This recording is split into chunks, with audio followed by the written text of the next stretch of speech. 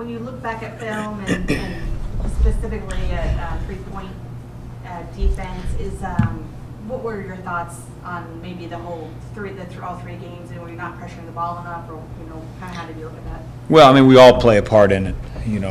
Perimeter players, post players, coaching. We all play a part in it. So, we're working on it, and we're a work in progress in a lot of different areas.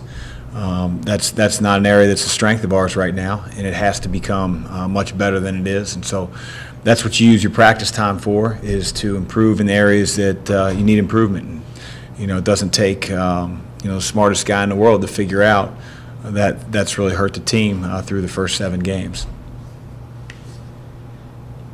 When you look at Alabama, they have a pretty special player in Levi Randolph. What does he do? Well, he doesn't miss a free throw, I can tell you that. I mean, that's incredibly impressive. But his confidence level from last year to this year is amazing. I mean, he just he makes big time shots. He's a tough matchup because he can really do it at all 3 levels. He's shooting the ball better than he has any time in his career from the 3-point line. He's got a good pull up. He's tall enough to shoot over the defense. And then he's also getting to the free throw line. And when he gets to the free throw line, as I said before, he doesn't miss. So, I just think his confidence level is much higher than it was a year ago. I'm sure he worked really, really hard on different parts of his game, and it's showing so far.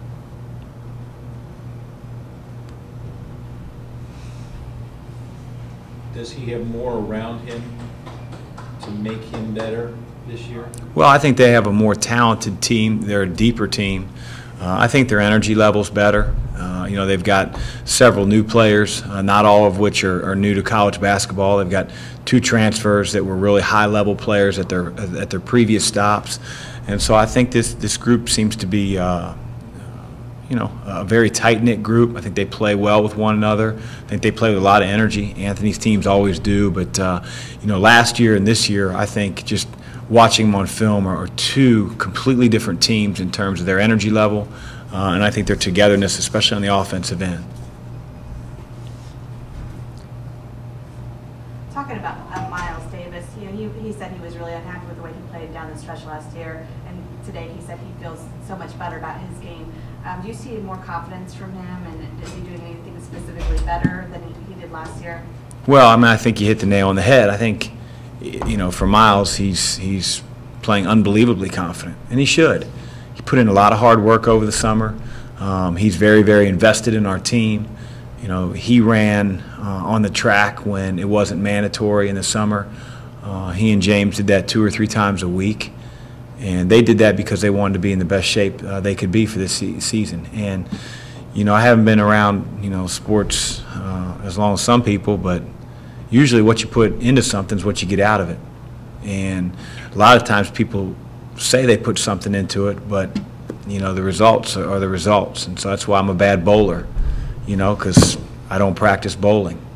And then I go and I play, and I can't beat my wife, and it ticks me off. But like at the end of the day, it's because I don't practice, and she does. So I just think that Miles has put in a ton of time. He's been more committed. I think he learned. Freshmen get better from their freshman to sophomore year, and that experience factor is huge. So he knows our system, and I think some of the things that Miles really brings to this team is he really, really, really is a team first guy. Like if he's not shooting well, he's not playing well. That's secondary. He just wants the team to win, and he's been a huge voice and a great voice on our floor this year.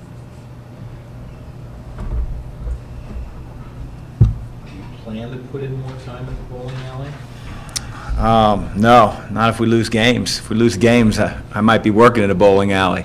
So I'm not going to be putting in more time at bowling. No. Matt talked about how he was taking it upon himself to lead the team. He feels responsible for the second halves coming out and not being as sharp as as first half. Do you see that with him, or do any of the upperclassmen that they're really kind of speaking up? And what did you say that Matt said? Matt said he feels responsible for slow starts in the second half. Yes. Okay. As a veteran player, he feels it's his duty to make sure the team That's great to hear. is the best it should be. You should. You should. You know, coaches don't wear uniforms. We prepare our players as best we can, but those are your guys. Make sure that they're ready to go in the second half. And, you know, that wasn't necessarily a problem in the first 4 games, but it was in Anaheim, and that needs to get corrected. And, you know, I'm glad he feels responsible for it, because as a senior, you should feel responsible. You're going to go down as this being your team. D. Davis, this being your team. So I'm glad he feels a sense of responsibility, and hopefully our second half starts are better. Are he and D the most vocal guys in the locker room? I don't know. I'm not in the locker room when guys talk. You know, I feel like they're the most experienced players. At times they can be vocal on the floor. At times they try to let their play do the talking, which to me is a cop-out. I think you've got to be a guy that's always engaged in practice.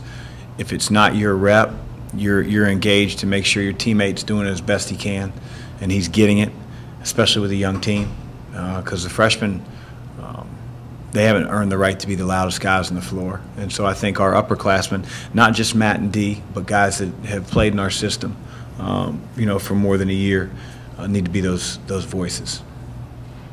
So in the last game, did you feel the team was being too selfish on offense? Guys weren't looking for the next pass? Or? Selfish is a bad word to use. It's a tough word to use, because we don't have selfish players. I think we had frustrated players. We had players that wanted to win, and it manifested itself into making dumb decisions and bad decisions with early shots, with going 1-on-3 in the break. But selfishness is not an asset or a liability to this team. It just isn't. Experience is, and being able to make the right play and the right decision when we're faced with those set of circumstances. The first 2 games made our offense choppy. By the way, they downed ball screens and did some things defensively.